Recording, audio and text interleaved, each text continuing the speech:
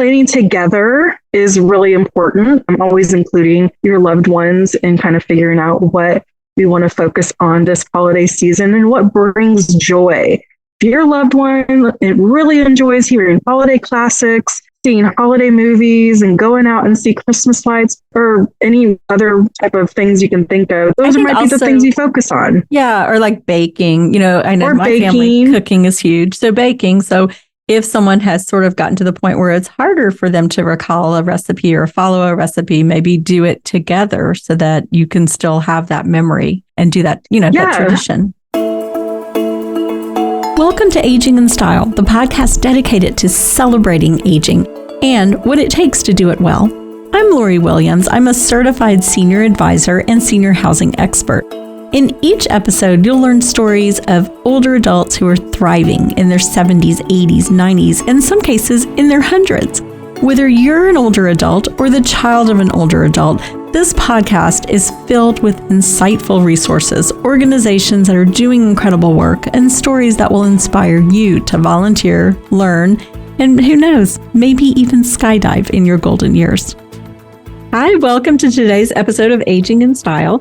We are right at the holidays now, and so we thought it would be a great podcast to talk about some tips for the holidays when caring for a loved one with dementia. And we have, of course, our favorite Megan Rowe with the Alzheimer's Association. She's back to give us those tips. She's always a wealth of information. So Megan is a senior program manager with the Alzheimer's Association, the Dallas and Northeast Texas chapter. So welcome back, Megan. Thanks for having me. It's always a pleasure. Thank you. Well, give us some tips. What can we do to make things a little easier through the holiday season?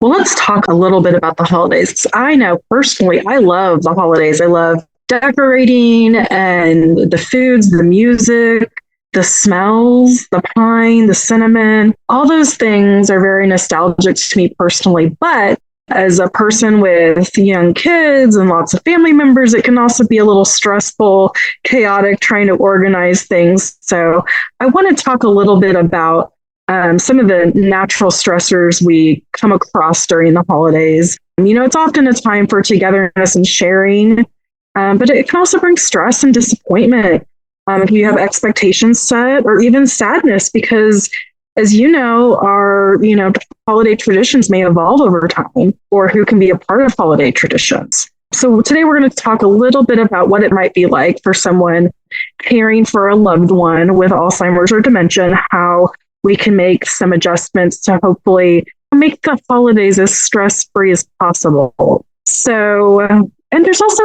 I do want to bring up too, that the holidays might be the first times you've seen some people in a while. So they may not be really familiar with mom or dad's situation or sibling situation, depending on who the person is. It can bring up a lot of feelings for people. Yeah, and sure. In your industry, I'm sure that you've seen things happen over the holidays where you might get calls about placement or things like that. Mm-hmm. Throughout the year, because people live far away, they don't always live in the same town with their parents or grandparents. And you may not notice the decline until you're right there with them. And then you see how much they've declined over the year or however long it's been since you could see them.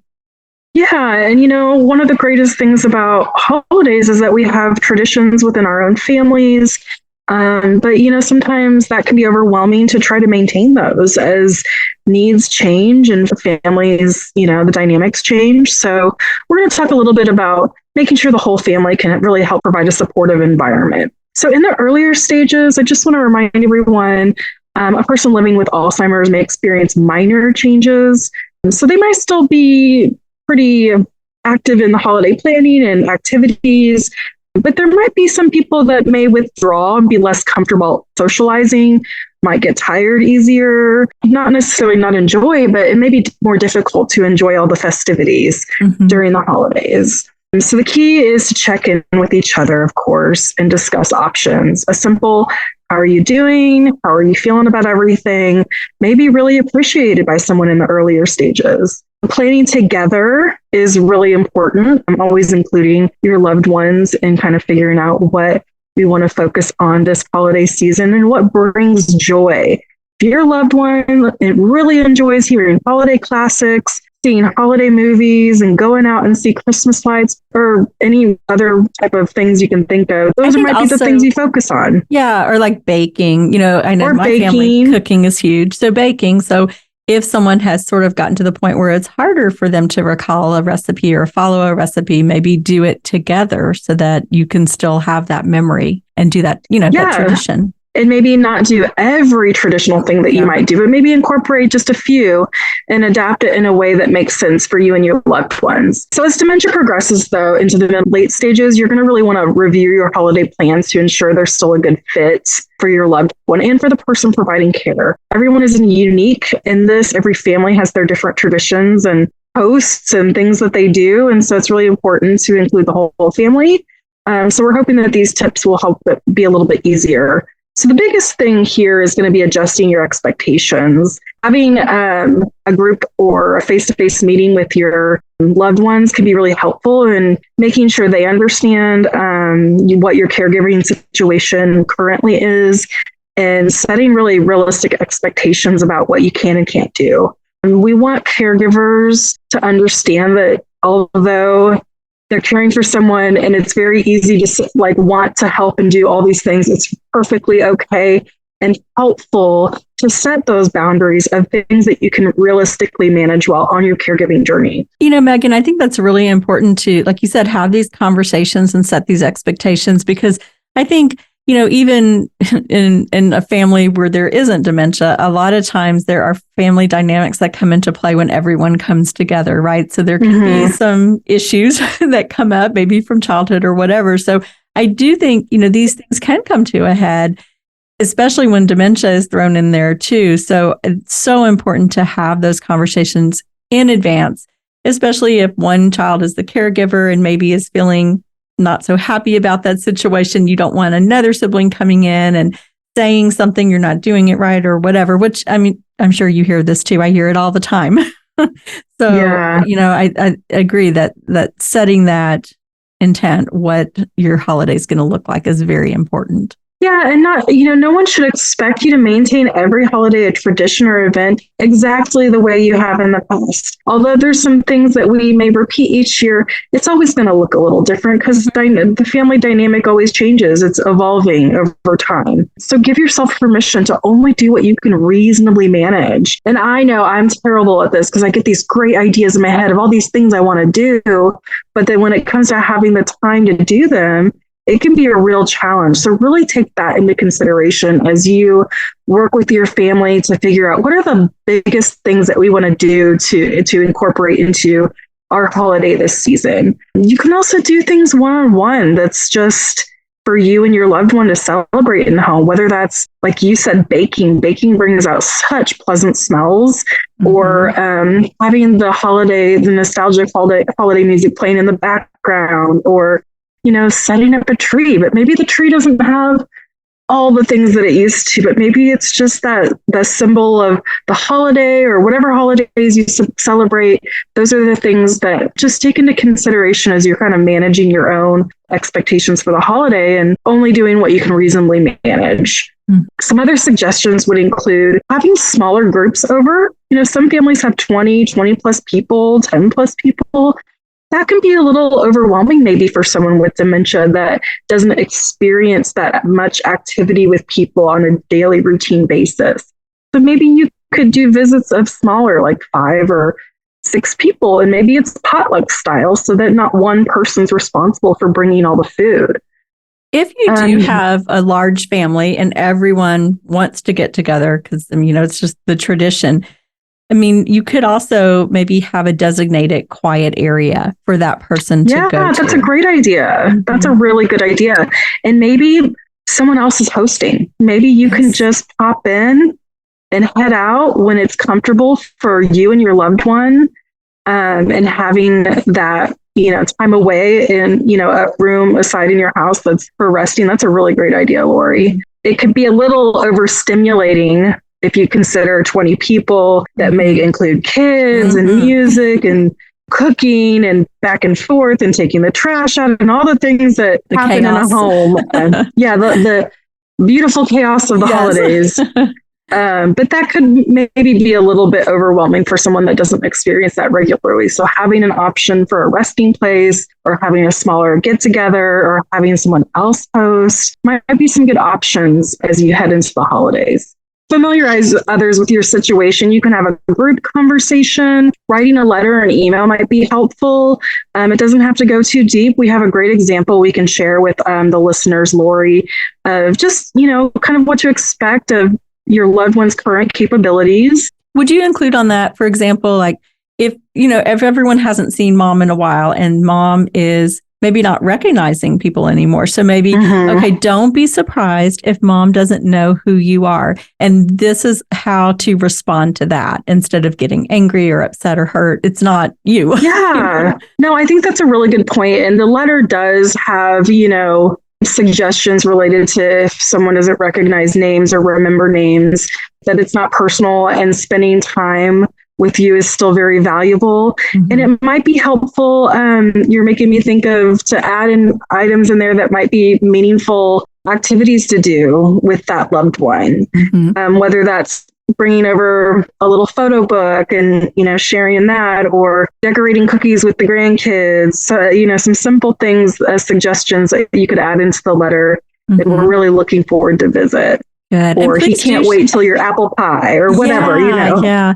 Please do share that letter with me, and then we'll make sure that we have it along with this podcast and share it in social media too. So that's great. A great place for people to start. Super. We'll definitely share that. And I want to go back to this idea of sharing with the family real quick, because we often see at the Alzheimer's Association that families, especially a primary caregiver, can sometimes mask or kind of hide the symptoms from other relatives that maybe don't live nearby and things. And perhaps they don't want their loved ones to worry, or perhaps they don't want to address the dementia or something like that. But it's very difficult for a primary caregiver to take care of a loved one with dementia on their own. And so having these conversations with your family might be difficult. Maybe people won't necessarily understand completely. You will ultimately help expand your care, the people that can help support and provide care with you and your loved one when you have these tough discussions. So preparing them in advance so there's no surprises can really help kind of get a hold of managing expectations and then providing more support for yourself as a caregiver. So I just wanted to share that, because I think that you mean well, people mean well when they do that. They, maybe don't want to share that with their loved ones, but it really is going to be in the benefit of the caregiver and the care recipient to be able to have more people in their lives to help. Yeah, I definitely agree with that. That's a very good point. Okay, so now we're going to talk a little bit about involving the person with dementia in the holiday activities and in a safe and manageable way, of course, and involved with things that are really enjoyable. So maybe that's helping to prepare for the food or setting the table. I heard a really great example the other day that a colleague of mine said her dad loved to polish the silverware and would continue to do that, even with dementia. And so she always gave him this meaningful activity of polishing the silverware for everyone, and he loved to set the table. So that was part of how he helped prepare the family meal for everyone. He could help wrap packages. They don't have to be perfect because we're going to tear them apart anyway, right? Again, decorating the table. We do recommend avoiding using candies, artificial fruits, and vegetables as decorations, because a person with dementia may confuse them with real food. Blinking lights. You might want to do an assessment of your environment when it comes to the holidays, because if your house is anything like mine, I have decoration everywhere and lights, and they change colors, and that can, be a little overstimulating at times. So making sure that you kind of keep it simple can help a person living with dementia. Have those clear pathways too, because I've been in some houses that, they look great, but Christmas has exploded in there. So you want to make sure that there's still, clear pathways. Yes, clear pathways. You want to make sure your rooms are well lit. As beautiful as holiday lights can be, they can create a lot of shadows. So you're really going to want to take that into consideration to help prevent falls, but also confusion with what the shadow might be. there might be perception issues caused by dementia. And so you just want to take that into consideration as you prepare a safe environment for your loved one. Or if you're traveling to someone else's place, that's something, daytime could, helps reduce some of that too. And it's our most alert, active time of day is, they say, I think about 10, 11 a.m.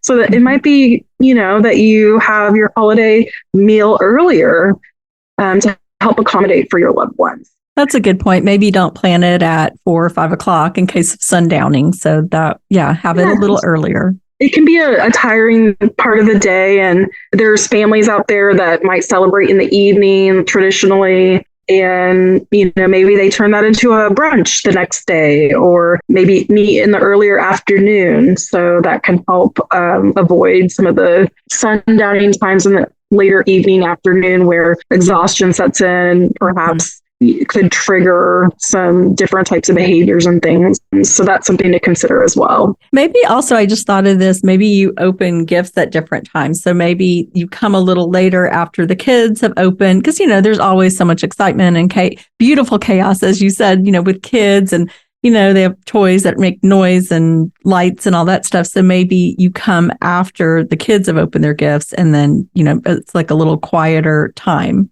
Yeah, I think that's a really great idea. I've seen so many kids in my family that have just made a total mess of opening gifts. And that's product. And maybe we reserve a gift exchange for adults at a different time or something like that. Another suggestion is build on traditions and memories, but be flexible. Maybe you take the things that you enjoyed to do with your loved one and you just adapt them to the current skills and abilities that you can manage reasonably, of course. It might be less stressful and a better fit with your current responsibilities as a caregiver.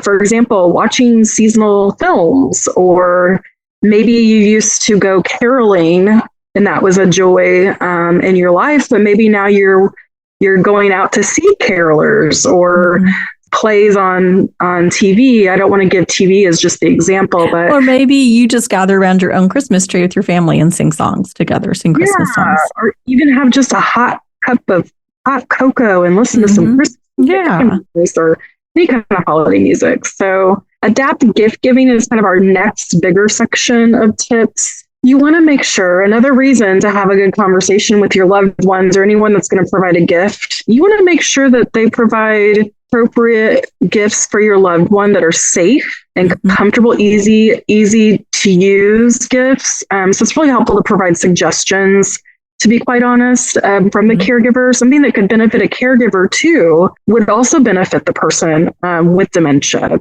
So maybe it's food delivery, meal delivery, or a laundry service, or a handyman. Those might not seem like traditional gifts to give someone, but that could really help out someone who's providing care 24/7. Definitely. Maybe it's photo albums of friends or family, favorite treats, comfortable things, things to keep us warm, or... Well, I know my grandmother was always cold. And she had dementia. She lived to 101. And so she was always cold. So we always got her like fluffy, nice blankets, slippers that, with the thing on the bottom so that she wouldn't slip, pajamas, her favorite kind of pajamas, robes, things like that just kept her cozy and warm, and her signature color, which was pink. That's perfect. You kept her favorite color, the traditional. 100%. Yes. Yeah. Definitely want to make sure people understand what is considered dangerous for someone with dementia. So what's appropriate for someone without cognitive decline, that someone might give lotions or paints or tools or electronic equipment. There was one on here the other day that someone said that they shouldn't have done, but they did because they thought it would bring joy. And that was a pet, an animal. Oh gosh. Like a dog, like a puppy or, something like that. Well, a companion animal would be wonderful. And it's oftentimes very wonderful for people with dementia. But what happens is they're not going to be able to take care of that pet. So really it becomes another responsibility of the caregiver. So you have to be really careful about the things that we're providing for families. Exactly. I would highly recommend a voucher or gift certificate for respite, in-home respite care, so that caregiver can take a break, take a nap, go visit friends, or just go to run errands when they can't Speaking of pets, though, this is something I've seen a lot. They have those, oh gosh, I don't know what they're called, but they look like real dogs or cats, and Like it's like they're breathing. Yeah. Yeah. Do you know what they're called? They're So there's probably different names for them because there are different products out there on the market. Yeah. But I know what you're talking about. I've seen those in places in communities. Or realistic pets can also bring joy because they look like, oftentimes they look like they're just sleeping, or they can sit in your lap and they'll purr, or they'll just snooze. And someone with dementia in the later stages might just pet, and find it comforting. Yeah. Comfort in that. So that's a good point to bring up. That did happen for the example that I shared. Was she learned real quickly that maybe the real pet wasn't a good example. So they switched for, I think she took the animal and then provided one of those very lifelike dogs. Yeah. I think that's very important. And I have a puppy right now, and I can tell you, she's a lot more work than I remembered puppies being, because you go like years between having puppies, right? And then you're like, oh my goodness. So yeah, that would be way too much energy, and they need. I'm sure that I'm preaching to the choir about that, but they have a lot of energy, so you definitely have to take that into consideration. Yeah, so no live pets.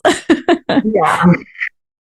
But okay, so then we can talk about skills, gifts based on skills. Say your grandmother or mom or dad or whomever loves baking. Well, maybe they can't follow the recipe anymore, like you mentioned, or they can't fully bake, but they might enjoy helping to make cookies and stirring and packing them into tins, or gift giving them to neighbors, or what you end up doing is taking a test of those delicious cookies that we just made.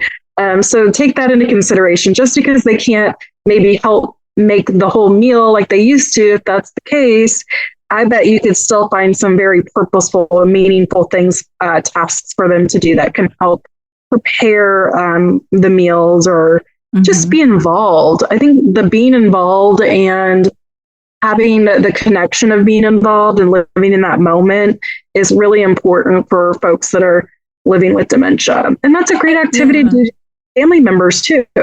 I agree, especially with women who were always homemakers and, made the meal, and people in that age group definitely were. So even if it's, you don't want to give them a knife to cut things up, but maybe you give them a bowl and they can stir chocolate chips in, or whatever it may be, to help with baking cookies or baking a pie. So any way that they can help and, be a part of it and encourage them and be happy that you're sharing in that time with them. Yeah, I think that's a really good point. And if gift giving, if that's not, like, if you guys don't do the big gift giving things that I'm envisioning in my head, maybe there's like you draw names, or if you adapt it to make it simpler, I guess, for families. Or I like what your suggestion earlier of maybe the kids open up their gifts a little, to different. The next section is really about trying to be flexible. I mean, I can think of a lot of people in my personal life that celebrate X holiday on X day at X time, and that's kind of their family tradition. But when we're talking about families evolving and changing and aging and the things that go along with that, you might need to be flexible on those days. The holiday doesn't necessarily have to happen the night before, or, it could be the following week if that's what's going to work best for your schedule and for your loved one. If your family all lives out of town and they want to come visit you, but they can't come visit till the following week, maybe that's the right fit for you.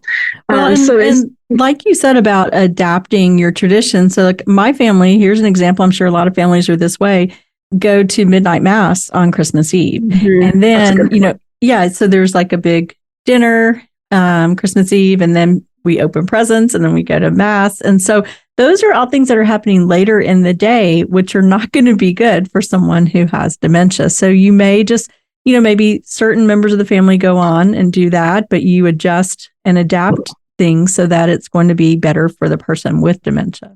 Yeah, and if being part of services is something that was really important to your loved one and the caregiver, perhaps they go to a service earlier in the day. I've worked at senior living communities where someone from the church will come to the facility just to visit that person that day because it's part of their what's important to them during the holiday. And so I think that's true of many different faiths. And I've seen that in the North Texas area that they'll do individual visits. I mean, that's a matter of, again, expanding your support team and making sure your church, your faith-based organization knows about your situation and that your loved one can still be cared for spiritually.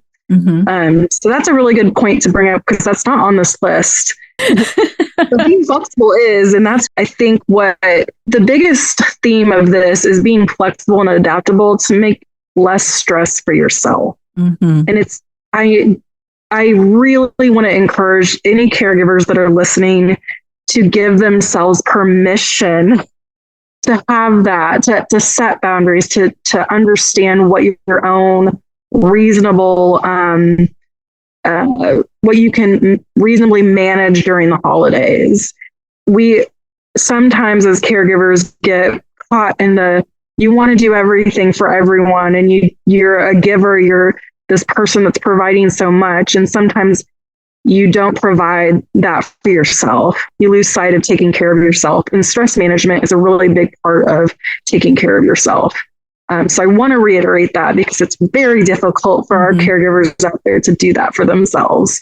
It is. And I can see where caregivers want, that's their personality. They want to make everyone happy. And you just, there's only so much of yourself you can give. So maybe you don't have this huge Christmas that you're used to doing and make 5 pies from scratch and cookies and all this stuff. We all put a lot on ourselves. And I know every year I say, oh, I'm going to bake these cookies and do all this. And then Christmas comes around and, sometimes only a little bit of it got done. And that's okay.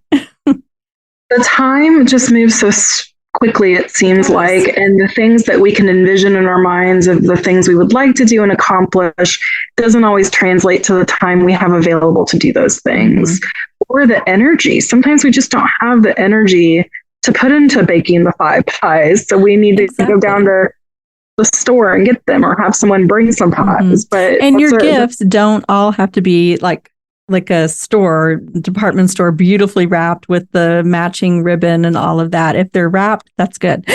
I'm saying that for myself. Okay.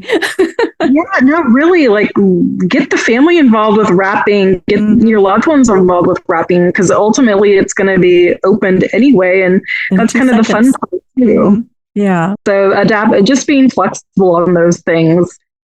Consider also maybe serving non-alcoholic drinks. There's some families that have, maybe have a little bar set up at their holiday function or whatever, their party and celebration. And, someone with dementia that's taking medication, that may not be the best option for them. But there are some very fun, they call them mocktails out there. Yeah. So if dad really wants his Jack Daniels or mom wants a martini or something, there's some really clever things you can do to dress a glass up to make it look like, what they're used to. Yeah, exactly. That's a great idea.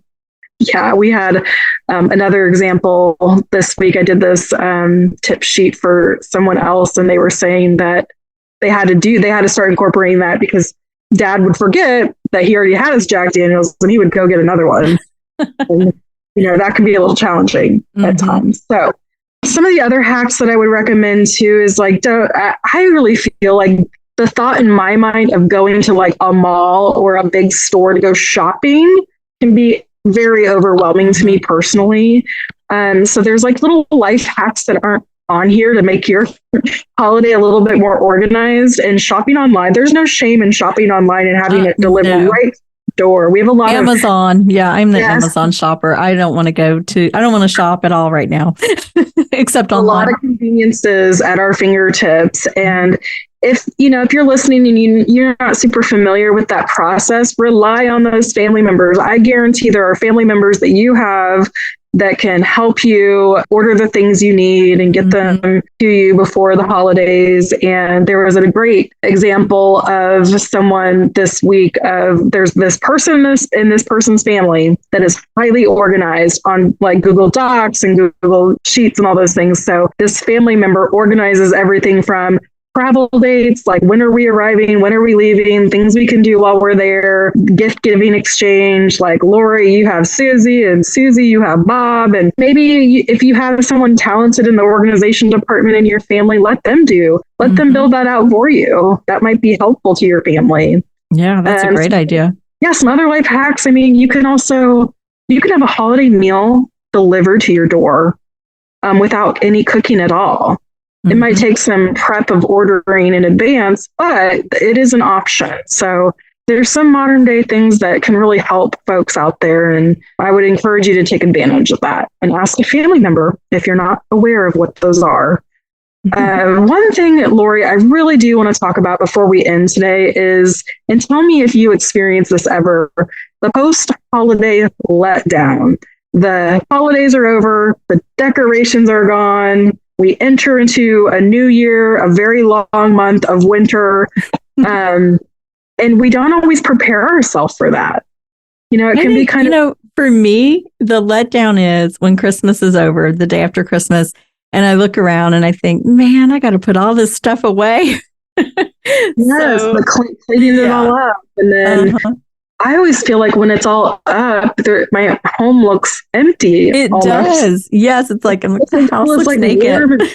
Yeah. So then one of the biggest tips too is to prepare for a post-holiday letdown. If that's kind of a time of year that's you don't really look forward to, maybe plan something in January that you can look forward to.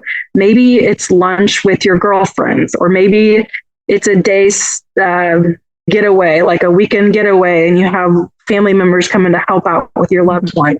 For caregivers, here's a thought. Maybe if you decorate it and you're a caregiver, like say your mom lives with you or whatever, and you did do some decorating, have a family member, like say, I'm going to come over on this day and help you put everything away, or I'll put everything away. You go relax, just kind of give them a moment. So they're not having to worry about being the caregiver and then cleaning everything up and putting it away. That would be a great holiday gift to give someone. I would love that gift. If anyone out there would like to give me that. Right. You go away for the day, do whatever you want, and I will come clean up your holiday decor. How nice would that be? That sounds lovely. But yeah, just kind of put that in the back of your mind of like, what could I do for myself that would be nice in January to have something to look forward to? Or February, it doesn't have to be January, but something to plan on the calendar, a commitment to yourself to do something kind and good for your own well-being. I think that could help when you have something to look forward to. I think that always helps. And it doesn't have to be super complicated. It could be a movie, it could be brunch, it could be going to get a pedicure, which is always lovely. So Lori, those are kind of the things that we have for suggestions to help prepare for the holiday season. And the biggest thing, again, is to be adaptable, flexible, and communicate what you can manage with your loved ones. Yeah. And hopefully they'll step in and help and the way that they can. And hopefully it'll help with relieving or preventing some stress for the holidays. Excellent. I think these are great tips, Megan. And I love that about setting the expectation. We've given some great ideas on preparing for the holiday and the actual Christmas day or whatever holiday you're celebrating. And then also ideas for gifts to give. So I think this is great. I hope everyone out there has found this very helpful and interesting. Thank you, Lori. Yeah, thank you so much for being on. And it's always a pleasure to have you here and sharing your knowledge with us. And we look forward to having you back on in January. We will have something special, I'm sure, planned for that. Sounds great. Thank you so much. Happy holidays, everyone. Thank you. And happy holidays to you. And y'all be sure and subscribe to the podcast so you never miss an episode, and share this with your friends and family. It could also be a good way to kind of get those conversations going. So, if everyone just listens, this is only 25, 30 minutes long, and just, share it with your family members. Be sure to visit our website for tips. We'll have some of the tips that we talked about, that letter that Megan mentioned from the Alzheimer's Association. And I hope that you all have a wonderful holiday, and we will talk to you next week. Bye-bye.